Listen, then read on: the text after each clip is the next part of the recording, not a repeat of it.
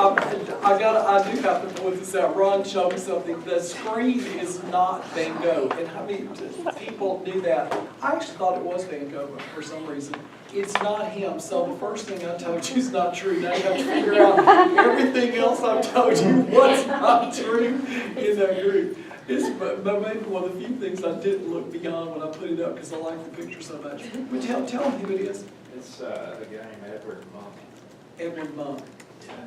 And he was copying in the manner of Van Gogh. He was painting in the style of I think Van Gogh. this came out about the same, I don't know if it came out about the same time as Starry Night, but because Starry Night's is a similar style. Everybody frequently does that. Yeah, people get it. Okay. I wasn't confused, I just thought I knew. But the point was, it communicated the mental health issue that we're looking for. Okay, let's see. Thanks for it. Y'all can always call me out. I'm not going to have a problem with it. Like we said, psychiatric disorders don't have functional things. They don't have known functional, known genetic, known physiologic problems that we can get our hands on for the most part. There's not usually a lab test you can order like, oh, I'll do this lab test and I'll know you have depression. I'll do this lab test and know you're schizophrenic. You don't do that. Psychiatric diagnosis is based exclusively on interviewing, so what you can detect, and you have to exclude other medical illnesses. So you very often have to exclude every one of the neurologic things that you just learned about so that you can remove organic pathology or metabolic pathology as a basis for the behaviors. And then you want to see if the criteria meet a diagnosis. Often with psychiatric diagnosis, you need collateral informants. If one of the problems in mental illness is lacking insight, how good do you think the medical history is going to be when you sit down and talk to somebody? Maybe not so good. Sometimes you need others to talk about how that person's behavior impacts in the environment, and it will be hard to get it from the person. So sometimes you do need other people to talk to you, which is kind of unusual when you think about it from other medical practice. You don't necessarily always get stuff from other people. You kind of want to get it from the patient directly. Psychiatric interviewing takes time, patience, and experience. There's no way I can say you'll be an expert when you get out of here, but you'll know what the issues are, and you'll know how to begin. You'll learn how to do it by doing it, and you'll have to do it around people who do it. It's almost not teachable. And it's very difficult you cannot do simulations. You can do simulations maybe on depression, because I think a person can act that role out. Harder to act out schizophrenia and really feel that that person's got schizophrenia. It's a more difficult pattern of behaviors to mimic. Even if you're around for a while, you might get better at it. Mental status exam, this is just some notes to you about what you had before and what I'm hoping that you remember. You did the Folstein Mini Mental Status Exam, the MMSE. So y'all did that in the neurology module, and I want you to review your scoring system for the Folstein. Just so you know what y'all did the scoring system, right? Didn't y'all go through that? And I've seen it in the handout. I'm just going to assume that you're familiar with neurologic examination and the organic basis for neurologic diseases, just what you just got through doing. You probably noted when you had differentials in neurology, you had to also consider psychiatric illness, but you hadn't really had any psychiatric illness. Now you've had the organic illness. Now we're going to look at when all of that's cleaned off the plate. Now what do you have? Now what's left over? So in a lot of ways it is an exclusion, a diagnosis of exclusion of something organic that you get your hands on, leaving you with the behaviors that fit certain criteria. I put it in bold red and in bold yellow. Remember, the clinician is assessing the mental status during the history and physical examination. When the problems are suspected, you can always move on to an MMSE to kind of give you some first approach into it. You know, for the minute you see a person walk in, I highly encourage watching people come up from a waiting area. I used to like to go out and see the person walk in, because you can learn a lot by how they walk, how they move, how they act. And when you just walk in with somebody in a chair, you've already missed a lot of information. So sometimes seeing the movement is very helpful. And even that little interactive banter is like, okay, a normal person, or there's something not right here. It just starts to come at you, and as you do your regular interview, you begin begin to pick up on things that are not right. And that's when you start leading into, do you need to do a mental status exam or not on somebody? So terminology. Here's some things. DSM-5, have y'all heard this before? Did y'all get DSM-5 presented to you all in neurology in any substantial way? Did y'all talk about it? Did Dr. Neal talk about some? He told you that the manual existed, that it was the psychiatric diagnosis. Okay, well, we're going to start going into it more depth. Did y'all talk about what it was and how it came to be? Let me just give you a little bit of background. I don't expect you to remember all this stuff, but it's good stuff to know. They've been organizing statistics on mental illness since the early 80s, back when they started deciding to put people in hospitals. And basically, they just wanted numbers. How many people are having this kind of problem? How many have that one? Even before they had diagnoses to put on those folks. So they started putting stats together. All the way up until World War II, they just kind of had a certain statistical reach into the country. But after World War II, they started actually aggregating and beginning to describe things. Before then, they didn't have words to describe it, but they began to have labels for behaviors and types of disorders. And then that's when they started moving into DSM-1. So it goes back to the early 50s, but really it's an offshoot of World War II.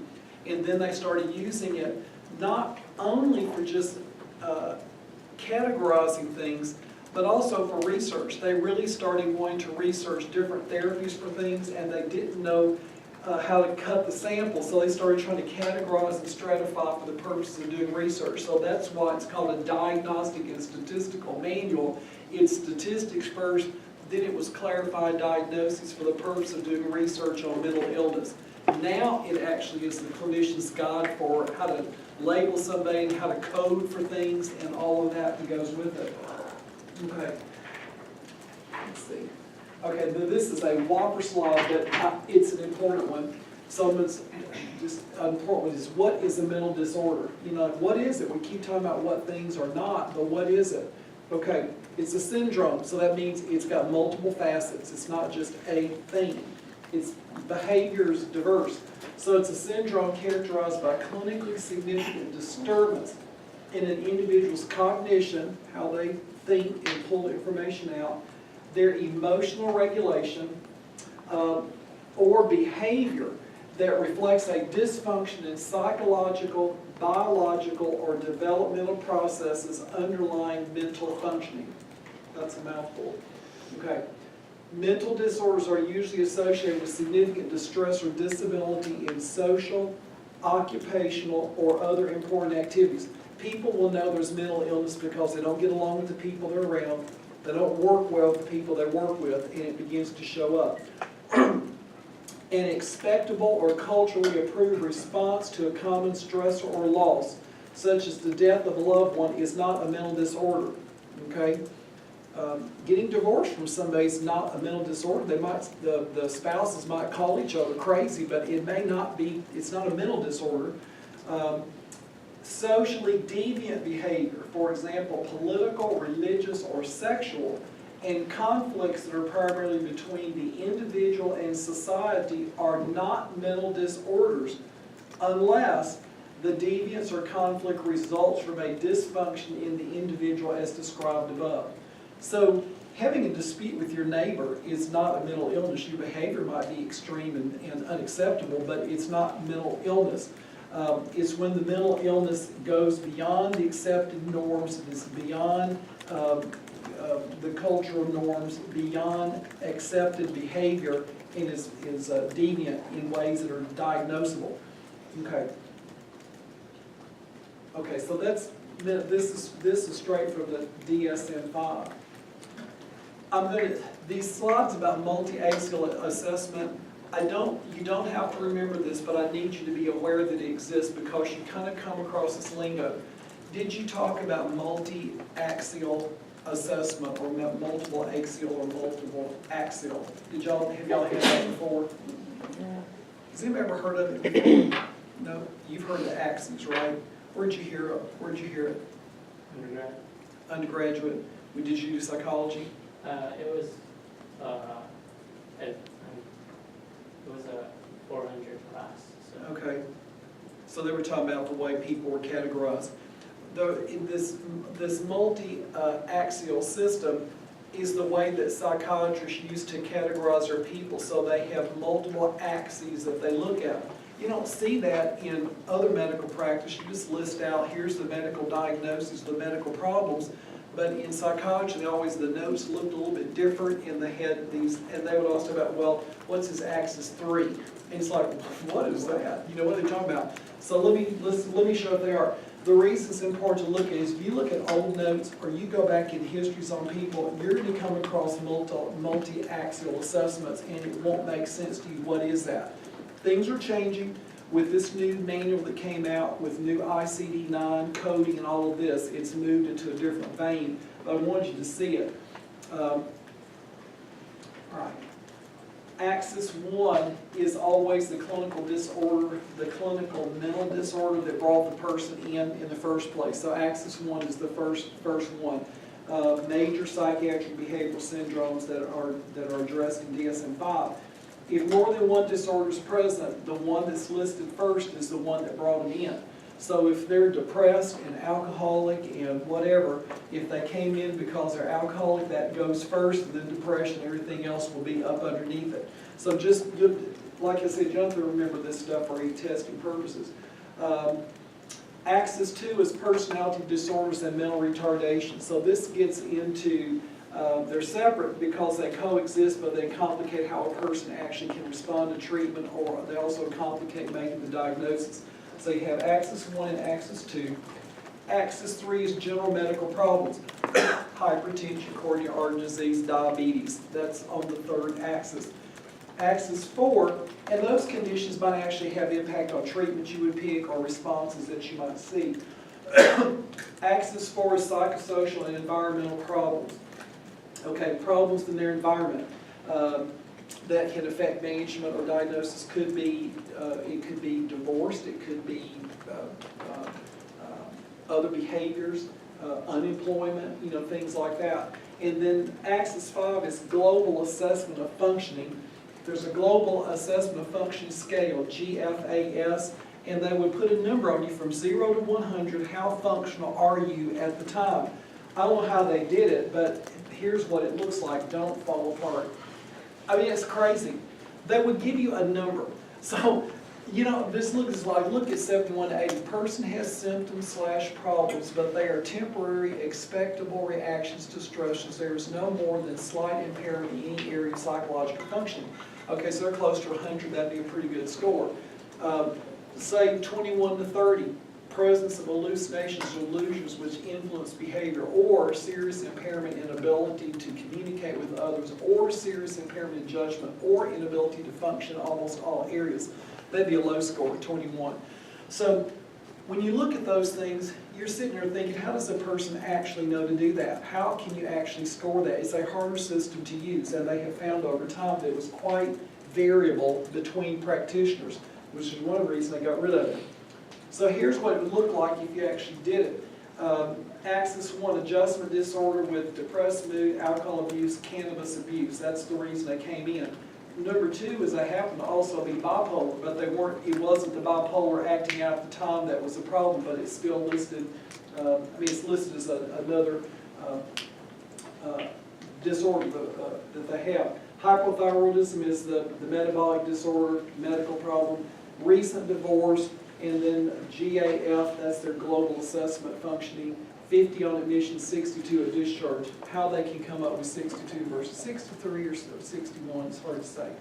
Okay, so what they did with DSM-5 that came out in 2013, they combined the first 3 axes into one. It's just the diagnosis of what you have. The 4th axis describing those contributing stressors are now Z codes. So when you code a diagnosis for a mental illness, you'll have the code for the diagnosis, and then you'll add in a Z code that might be, you know, marital distress, separation, marital distress, divorce, blah, blah, blah, you know, things like that. So there are modifiers that you actually tack on to the diagnosis and then whatever. And it could be depression with anxiety, instead of having depression, anxiety, marital discord. It'll be anxiety with depression, that's a code. And then you'll have the Z code, divorce. And that's the whole big chunk of a thing. There is no fifth axis. They threw it out because it had questionable use in practice, but they now use a thing called World Health Organization's Disability Assessment Schedule, the WHODAS.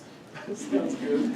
It's like, it's not who dat, it's who das, in which disorders they're scored separately, and there's more consensus on what those scores are for individual behaviors. The global assessment, you can have a schizophrenic, a depressed person, a personality disorder, and they're all trying to put them on this scale of functioning that seem not to work so well. Okay. The more I think, the more easy get. Okay, I don't want that to confuse you all, but I don't want y'all to walk out of a psych course and not have heard about the multi-axial diagnoses, because you're going to see them at times. You're going to grow up in the world of a diagnosis with a Z code and none of the rest of this, but you need to know it because we're not even that many years removed from it. And when you look at mental health records of people who've been around for a long time, you're going to see it as part of what's out there. Okay, symptomatology, what do we do here? Okay, psychiatric history, it's not very different from what you do ordinarily. You get a chief complaint, you get a history of present illness, onset and precipitating factors, and you get a list of the past illnesses, psychiatric, medical, and family, what's going on. Personal history, prenatal and perinatal, early childhood, middle childhood, late childhood, adulthood, in focusing particularly on these areas. Occupational history, marital, relationship history, military history, educational history, social activity, current living situation, legal history, religious beliefs, and then sexual history, including abuse, age of first intercourse, number of lifetime partners. So they did a lot of this. You'll see a lot more detail in history in these areas, these social areas, because as you will see as we move deeper into this class, that you have to know some of these things to figure out types of functioning and how they have functioned, because it has diagnostic bearing sometimes. You have to look, when you start seeing what these diagnostic criteria are, you have to know more about their background than what you ordinarily need to pull out. Because these are behavioral issues, sexual behavior, working behavior, family behavior, marital behavior. Those are criteria sometimes for diagnoses. Okay. Okay, here's another thing about when you're interviewing a patient with a mental disorder. This term is older, but it's still looked at. This thing called Pre-Cox feeling, Pre-Cox-Gefühl, this is a German word. You'll see a lot of German. If you go back and look at the psychiatric literature, there is tons of German, because Germans were very big in psychiatry, and Freud was out of that German school. I think he was Austrian, but at the time they were all blurred together. The countries are kind of merged together. So it's a term that was coined by Dutch psychiatrist Runke. He claimed the diagnosis of schizophrenia was sometimes bolstered by a seemingly ineffable intuition, probably based on a fundamental inaccessibility of the patient. Similar terms are diagnosis par penetration, French, diagnosis through intuition, or atmospheric diagnosis. Did you like my French? So those things. But today it is frowned upon. You do not make a diagnosis based on how somebody makes you feel. You base it on the criteria, but you will not be able to escape the way some people make you feel. And you should not turn that off, because it gives you, it leans you, this could be this. Okay? For example, when, I think I've got one, I think I listed down here. Sense of infectious good humor. If you start feeling really energized talking to somebody, they might be manic. And you can't turn off that sense of how they make you feel. When you're with a depressed person, you might just start going into the pit. When you're with a manic person, you might just start thinking all the world is a possibility. So you don't want to ignore the way people make you feel, but that's not the basis for a diagnosis, and in the past it actually was. that there was more subjectivity to it than that. But still, don't turn that piece off. It's like when you are doing physical assessments, you kind of, based on their history, you kind of get an intuition about where things are. You start focusing energies that way. Same thing with psychiatric illnesses. You kind of want to hear what they're saying and where you're getting lean. And that might be useful information. Okay. Now the areas to observe when interviewing a patient, we're going to look at several of these. Appearance, movement, and movement can either be a disturbance of activity or an abnormal movement. Then you look at mood and affect, delusions and hallucinations, thought and speech, and then judgment and insight. So these are kind of the areas that you look at, and there will be specific language that you can use to describe what you actually have observed when you get there. So this presentation is all about the vocabulary. What are the words and what is it? When you see X, what do you call that? What is the name for it? So let's look at appearance. Okay, I love this slide because you can't see it so well, but I don't think you can see it so well. Hers top says, roses are red, violets are blue, I'm schizophrenic, and so am I. Okay, which I put this up there because it used to be, and now this is just my observation of an old person, it used to be that it was not normal to be tattooed, it wasn't normal to be body pierced, it wasn't normal to dress the way people dress today, and so if you looked like this, that would be kind of like the first tip-off that maybe you've got a mental illness. Now, the world has changed some since then because now you see body art, you see body piercings, and this is a much more acceptable thing. But back in the day, paranoid schizophrenics would very often do things like that, and it would be a setup, be a marker so you would know. So even now, if you see somebody who really is dressed kind of beyond the norm, you might begin to think, even in our world, which has a fairly wide boundary, that maybe something is not right about that person. But when I started looking at this, I started thinking, things have blurred a lot since what they used to be. But in appearance, you're always looking at gender, and sometimes you can't tell gender, and sometimes gender is ambiguous when you see a person, so that begins to be part of what you want to assess for that person. Actual and apparent age, clothing, grooming, hygiene, body habitus, physical abnormalities, jewelry and cosmetics, activity, and scars. I also had a patient sit down here, cuts all up and down his arm, he's short sleeves. Okay, this person was a paranoid schizophrenic who had done self-mutilation and had actually done murder. So it's more than just cutting on himself, he'd actually cut other people. But when that person sits down, it's like, okay, well, this is probably not the normal height. So we kind of start talking and visiting. And he said, I cut myself, and I said, I see that.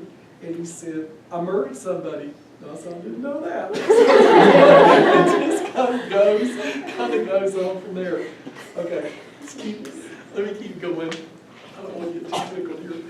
You gotta be professional. You gotta be on your top of it. Okay, appearance.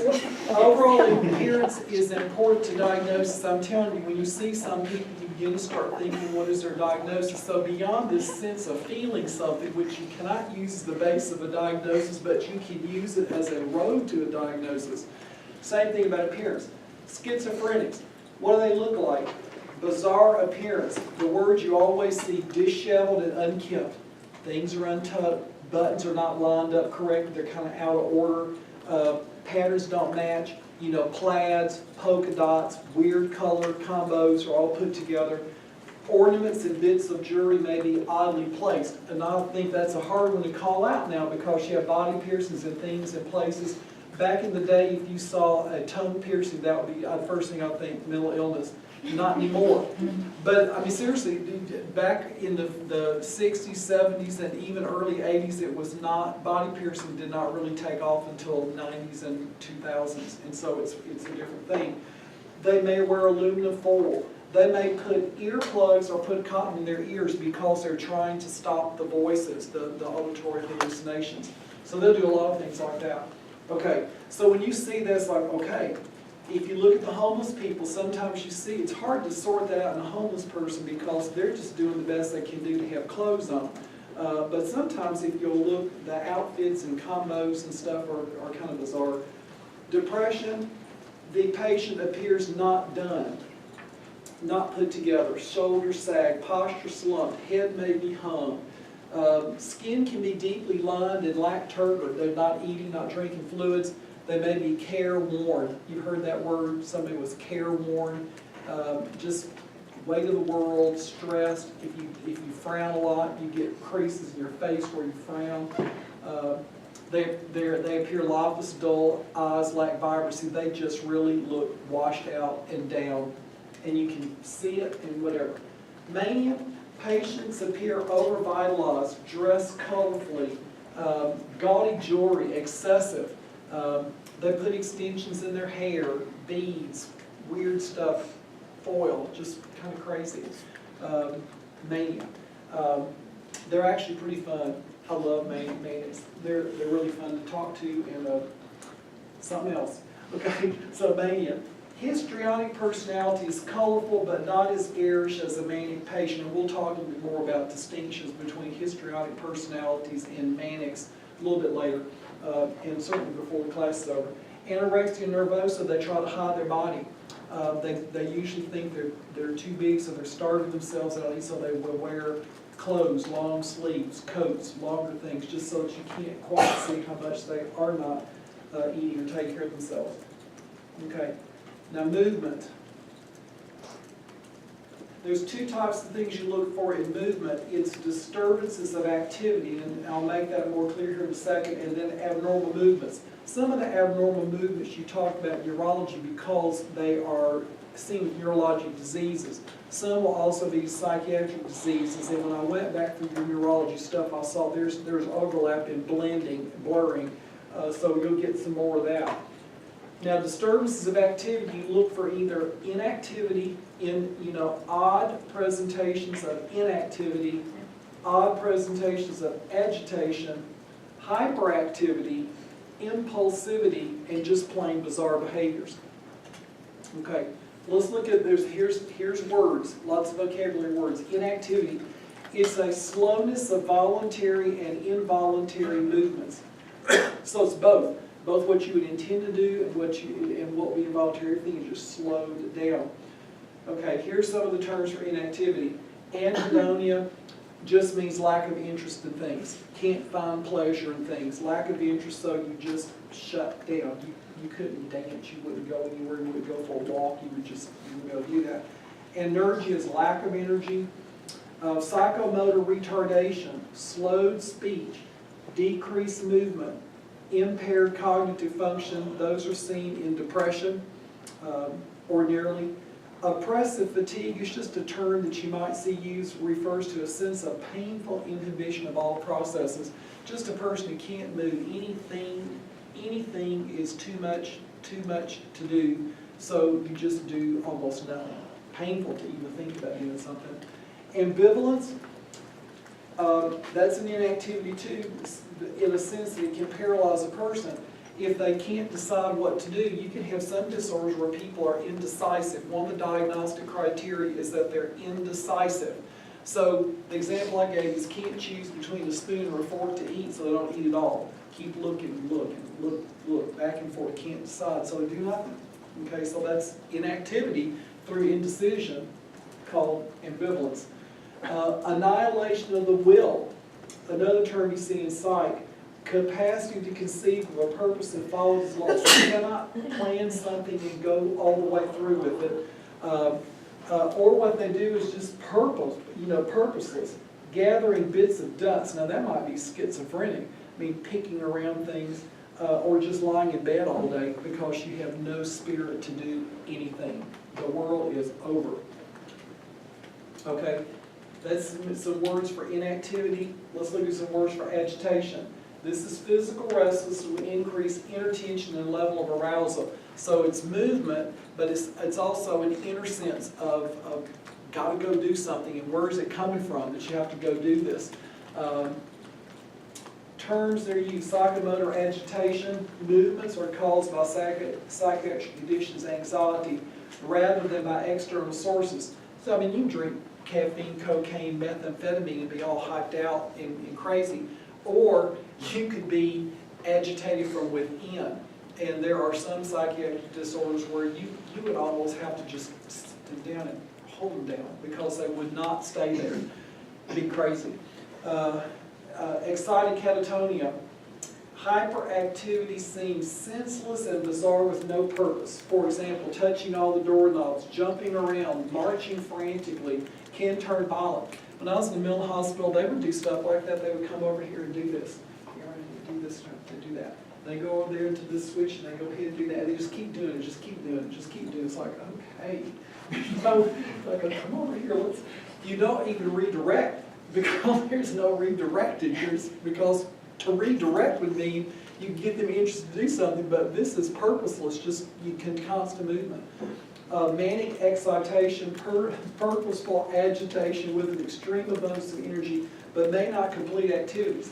So manic excitation is purposeful agitation. They're doing something that has purpose, but may not finish. You can also see hyperactivity and hypersexuality in some of this manic excitation.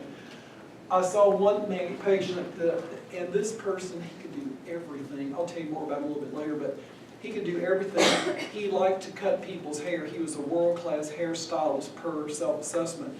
And he would start working on people's hair and start cutting and doing stuff, but he wouldn't finish. He would go to the next one and get them, and they were all so excited to get their hairdos from him because, I mean, just all these people with these disorders, he was convincing them that he was this great hairstylist and they were going to get hair done by him, and he would just have flair and, you know, everything, and they were all lining up and he never got anything done though. So, but I'll tell you, he's good. He's one of my favorite ones. Okay, now hyperactivity, we've had inactivity and we've had agitation. Now we have hyperactivity, just increased levels of physical energy. Sometimes people with mental illnesses actually can scare you with how much power they actually have. They're actually a lot of activity, but it's very strong too. Physical strong. Impulsivity is another thing in several diagnoses. Mania, there's impulsivity. The impulses are uncontrollable. They have to go do something. If you try to stop them, if they decide that I'm going to go over here and take this computer, I'm going to come take your computer, and I just start walking off, and you're just like, what are you doing? You know, and you can reach out, they would just go, and if you tried to stop them, they might just yank it out, you know, and punch you out because they have that, their sense of ability to stop doing that is overridden by the impulse to do it, and so they will pull it away from you. So you have to just kind of don't take stuff you don't want taken off of the person when you go work in some of the places. So no obstacles too great. If anyone tries to block the impulse, they may encounter attack. You know, could happen. So I know when I worked in the mental hospital for a while, I did several rotations by choosing. You just would strip yourself down. You don't wear a necktie, you don't wear jewelry, you don't wear a watch, you don't put stuff in your pocket, you don't rattle change because people want the keys, they want the chains, they want the money. I just very stripped down, you know, very basic. You don't wear neck chains around your neck. That's something somebody will come up to and they might reach and start taking it. And it just will, and I have a big personal space, like don't get in my space, so when people start getting on top of you, it just makes you, it kind of unnerves you. So you probably don't wear stuff, don't wear earrings that can pull it out of your ear, you get hurt. So there's just a lot of stuff where you just take stuff down to a lower level. Schizophrenia. Without warning or provocation, a catatonic patient may leap up and smash furniture and then go into a state of catatonic stupor. I saw that one time. I was in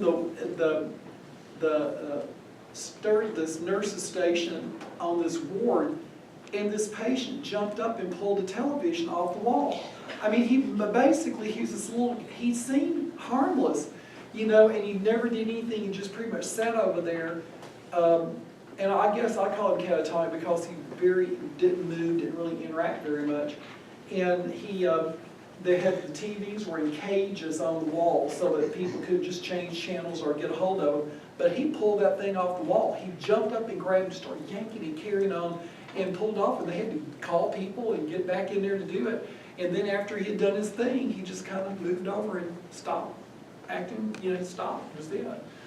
Oh gosh, that was kind of scary. Okay, here's more impulsivity. Alcoholism and drug abuse, they can be very irritable, and if they have resentments, they can act on them at that time. When you drink alcohol, you lose impulse control anyway. It's a disinhibitor. So if you thought something about somebody and you had enough to drink, you might actually say it to them. It's just that you lose enough of that control. Well, alcoholics and drug addicts might be extreme examples of that. They don't have good judgment, they'll still do it anyway. Borderline personalities, they lack restraint and judgment. They do self-destructive impulses quite often. Dementia, mental retardation, they never fully get self-restraint anyway. Like 2-year-olds, everything of you belongs or should belong to them. So a mentally retarded person is never going to approach social situation like you would because they don't have impulse control. But that's what you see with your 2-year-olds anyway. 1, 2-year-olds.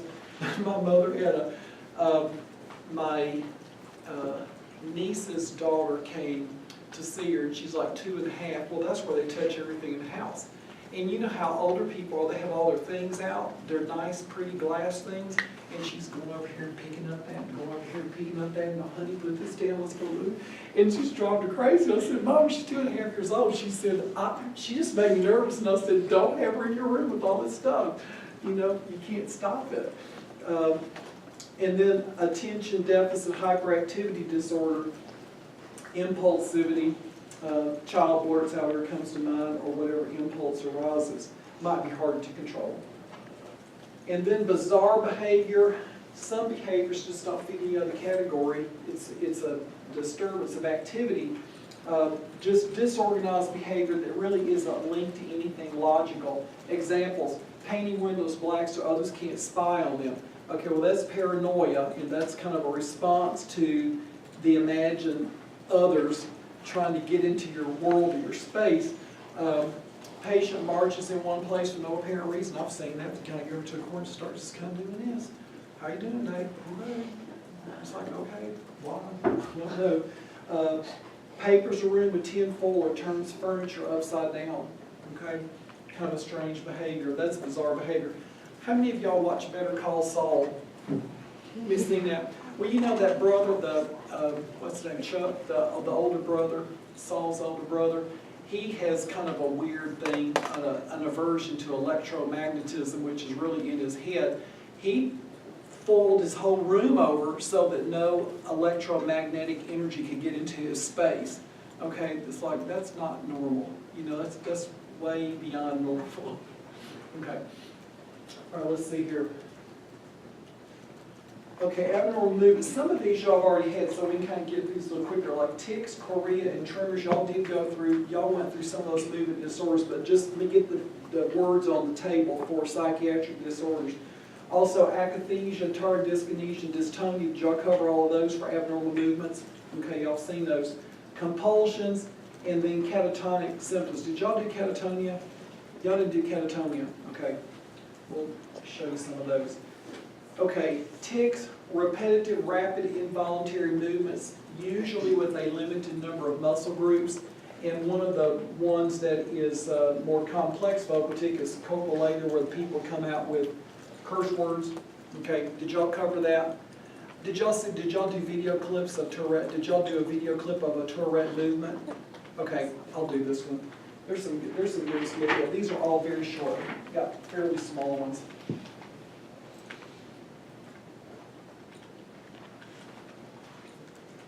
This is a little boy.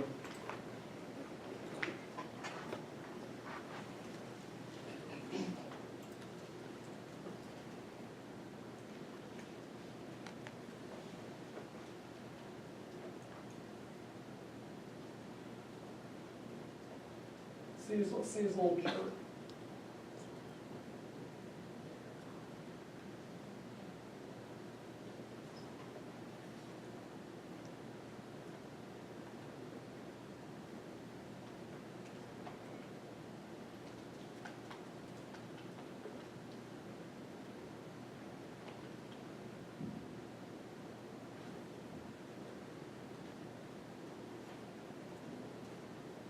See how they're usually, it's not total body, it might be one, arm muscle group or neck muscle group, and then they're not really in synchrony necessarily. You see this in society walking around, you'll see things occasionally.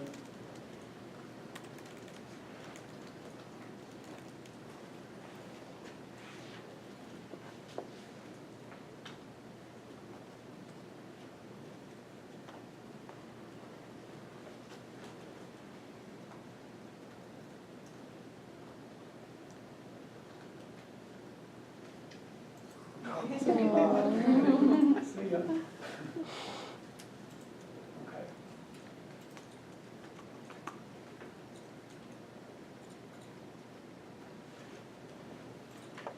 Okay. Another one, chorea, dance like rapid purposeless movements occurring randomly in time and spatial location of the body. The thing about these is it's more continuous. It's like, him it's like a jerk, and then it looks kind of okay, then it's a neck thing. This one is more constant all over. Did y'all see a clip of a tick? Look at this.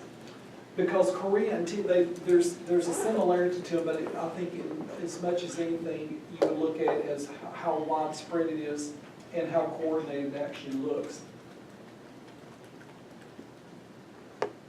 This little boy's in France.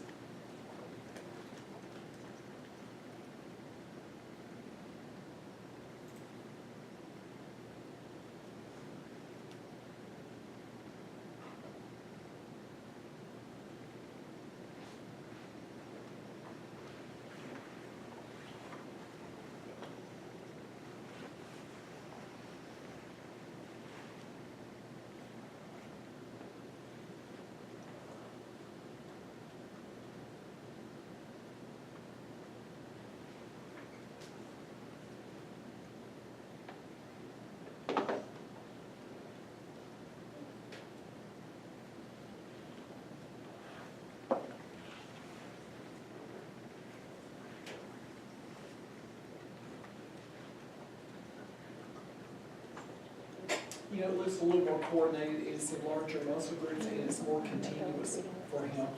So that's where you get the dance-like piece out of it.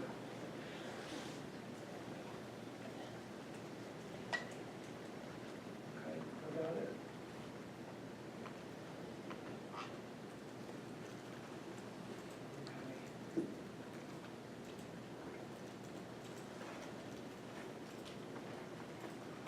Okay. So y'all know Huntington's, tardive dyskinesia, Sydenham's, chorea, medications that can do it, hypothyroidism, lupus. There's quite a few things that could lead to that. But I'll think of it more classically with medication effects or maybe Huntington's, tardive. Okay, tremors. I know y'all covered tremors, and I think they're hard to distinguish. I didn't look at them even definitionally. I think they're a little bit more difficult to distinguish. Postural tremors, did y'all break it down into these types of tremors? Did y'all go to postural tremors, rest tremors? Did y'all look at with those terms? Okay. See, postural is against gravity.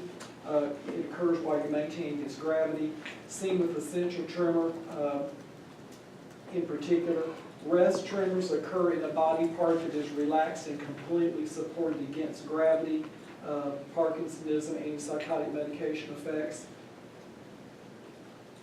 Intention tremor, it's defined as a marked increase in tremor amplitude during a terminal portion of a targeted movement,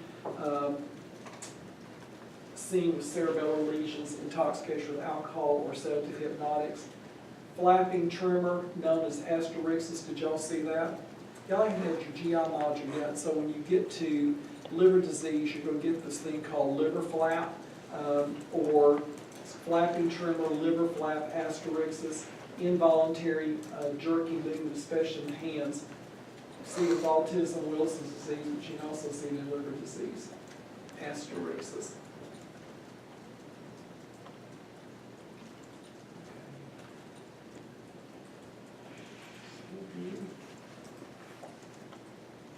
Where is my sound?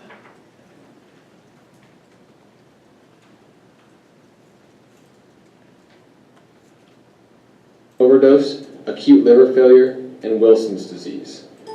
What you're going to want to have is your patient in front of you with their wrists extended, back like so. The physician will then take their hands and push back on the patient's hands, further extending them, and look for almost like a clonus-type movement, an uncontrolled flapping tremor, which may be symmetric in both hands or asymmetric. You'll want to note how long this lasts, its amplitude, and its frequency in your note. Sometimes, in some patients, this tremor may exist simply when they extend their wrists without physician provocation, like this. And they won't be able to fully extend their wrists on one side or both. That is asterixis.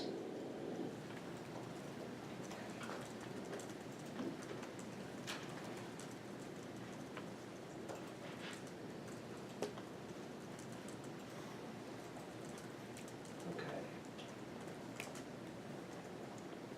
We'll take a break right after the last of these two. Then akathisia. Did you talk about akathisia? This is you have to really learn this term because it comes up quite a bit. It is a very common adverse effect of medications that are used for psychiatric treatment fairly often. You see it with antipsychotics when you're treating people with schizophrenia. It's a state of inner sense of need to be in constant movement, of motor restlessness. They will tell you, I can't stop myself, I have to move. And it just originates. It's originating obviously in the brain from the therapy that they're getting, but they want to be in constant movement, and they are. Tardive dyskinesia, I know y'all had that. Did y'all have tardive? Okay, tardive, repetitive involuntary movements associated with the use of antipsychotic drugs. Very common side effect in the older generation antipsychotics, the less so now. Grimacing, tongue protrusion, lip smacking, puckering, rapid eye blinking. Did y'all see this? Did y'all see that? Okay, look at this. You'll never forget it. And you see it a lot. It's really disturbing. Tardive dyskinesia is characterized by involuntary, repetitive movements of the extremities, as well as grimacing, rapid blinking, and impaired movement of the fingers. There is no known treatment, and the symptoms are rarely reversible. However, in some patients, the symptoms may lessen or resolve when the drug is stopped. Okay. One of the big reasons that they move to newer generation antipsychotic medications is that older generation agents, if you got tardive dyskinesia using that drug, you couldn't get rid of tardive dyskinesia even if you stopped the drug. Drugs like Thorazine, Mellaril, Haldol can do it. Some of those drugs are very important and very helpful, but they would create adverse effects in people that would just leave them. These were fairly benign pictures. I've seen tongue darting where the person's going, and they keep doing it. And you've seen it in public before. You're like, what's wrong with you? Well, it's tardive dyskinesia. It's a drug effect. Okay, dystonia, involuntary increase in muscle tone that causes torsions or contractions of muscles, commonly from antipsychotic medications. Torticollis, contraction of neck muscles. Laryngospasm is also another form of dystonia. Did y'all see any picture of torticollis? I've had it. I had two.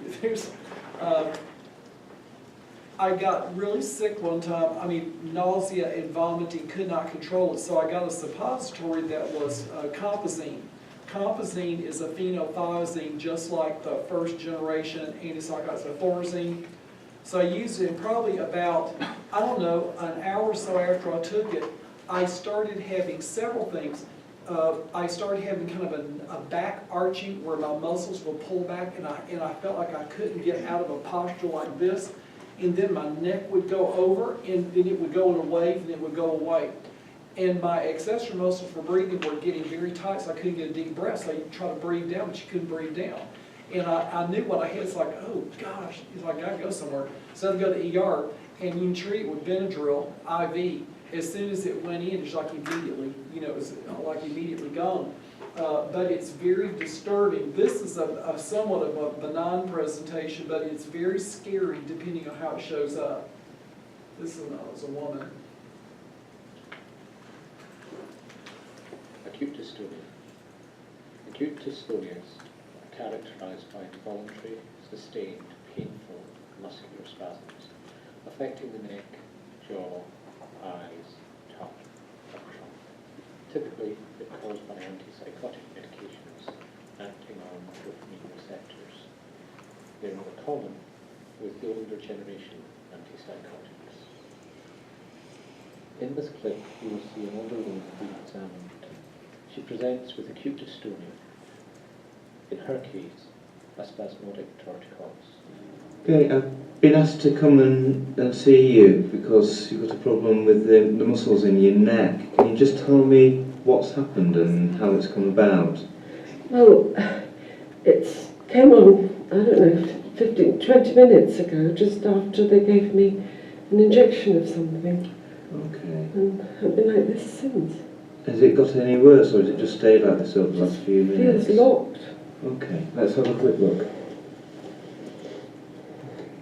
Can you move your head straight at all? No. No, okay. Try and relax as much as you can. We can give you something for it, it'll take it away in just a few minutes, okay? What is it? It's what's called an acute dystonia. It's a reaction to that injection that you had, which does sometimes occur, but we can treat it very easily, and it means we've just got to be very careful if you do need the same medication again. Love the accent. Spanish. Okay. Okay. Okay, I'm gonna give y'all a break. Y'all can roll around, move, roll,